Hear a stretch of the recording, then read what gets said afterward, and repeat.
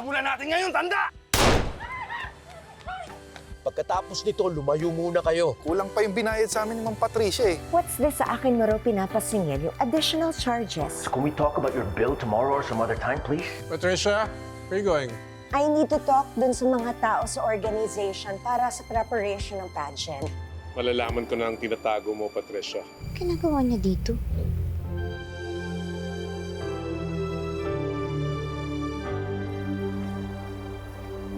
Oh, so anong kailangan natin pag-usapan na hindi pwede sa phone? Tsaka na tayo mag-final kwentahan pag andyan na si Vivian. And where is she? Dito pa talaga tayo nag-meet, oh. It's so... Hip. In short, wala masyadong ka-generation ko na pupunta dito. Nagmamadali ka ba, attorney? Ako rin. Kailan mo ba ako babayaran? Oh, come on, Patricia. Gusto ko lang siguraduhin na mababayaran mo ko kahit na merong konting palpak sa trabaho. Na maibabalik mo pa rin yung pera na pinautang ko sa'yo. Yeah, I thought so too. Ako tumutupad sa usapan natin kahit palpak yung mga tauhan mo. Walang kwenta.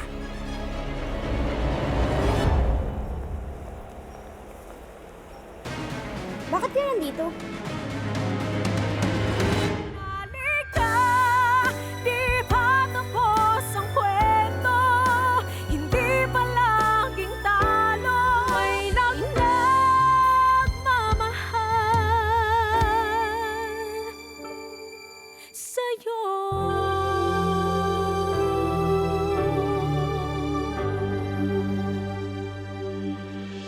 Bakit po kayo nandito? Lilet, anak! Kayo lang po? Here's my down payment.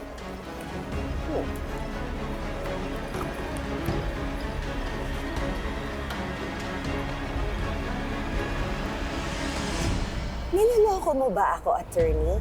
Hindi to yung napag-usapan natin.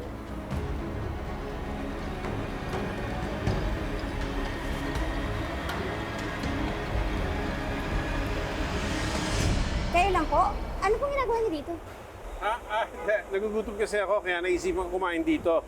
Nag-viral daw tong lugar na to, kwento ni Trixie, kaya naisipan ko kumain dito. Galing kasi ako doon sa bahay ng kaibigan ko. Ikaw, anong ginagawa mo dito? Kagagaling ko lang po dun sa kasong inaasikaso ko. Dito na po ako nagpababa dun sa katrabaho ko bago umuwi. Nag-lunch ka na ba? Halika, sabay tayo.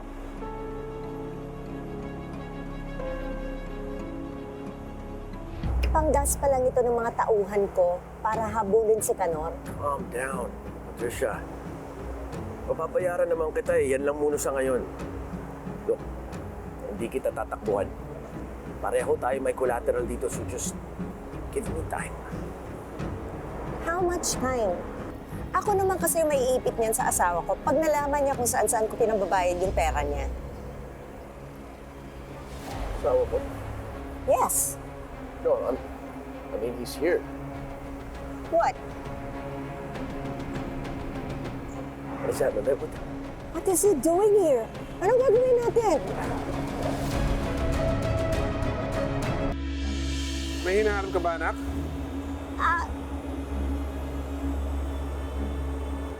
Tinitingnan ko lang po yung lugar, tay. Ramir! Lilet! Tita, nandito rin po kayo? Why are you here? We're about to have lunch. What a coincidence! I was just gonna have my lunch meeting here for preparation of the pageant.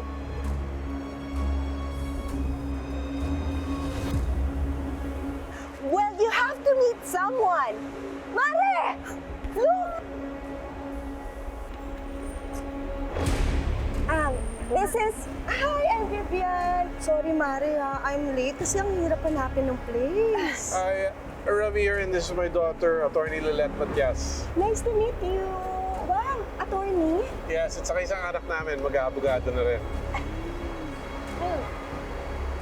Why don't you guys join us for lunch? No more, Ramir. We're going to start our lunch meeting soon. Sayang naman yung table na pina-reserve namin. Go ahead, okay? Bye. Tayo na.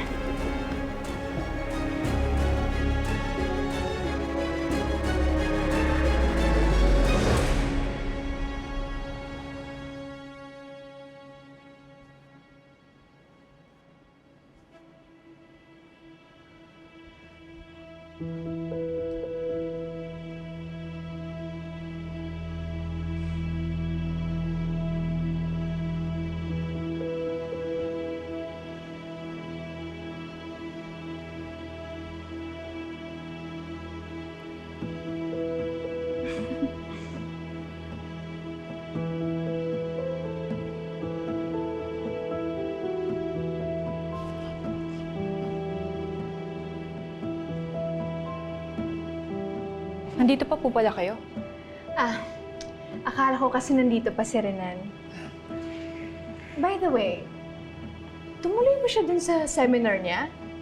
Because he left his phone. That's not very him. I'm sure babalikan niya po ito. May kailangan pa po ba kayo kay Attorney Alon? Wala naman na. I'm just gonna wait for my next meeting. At ako nang magbibigay nito sa kanya.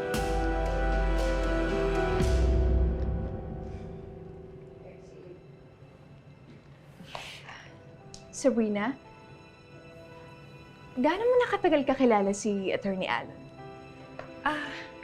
Nung hinar po niya ako as executive assistant. Sayang, no? Sana nakilala natin siya nung bata pa siya. Look at him. He's so cute! Nakakatawa tong picture na to. Talagang, alam mo yun, bata pa lang siya, alam mo nang magiging brilliant lawyer siya. Just like his mom.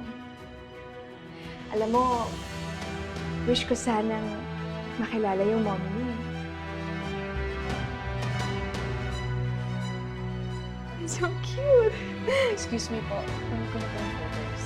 Oh, And pati na din po yung stress ball. okay. Sige po. Excuse me.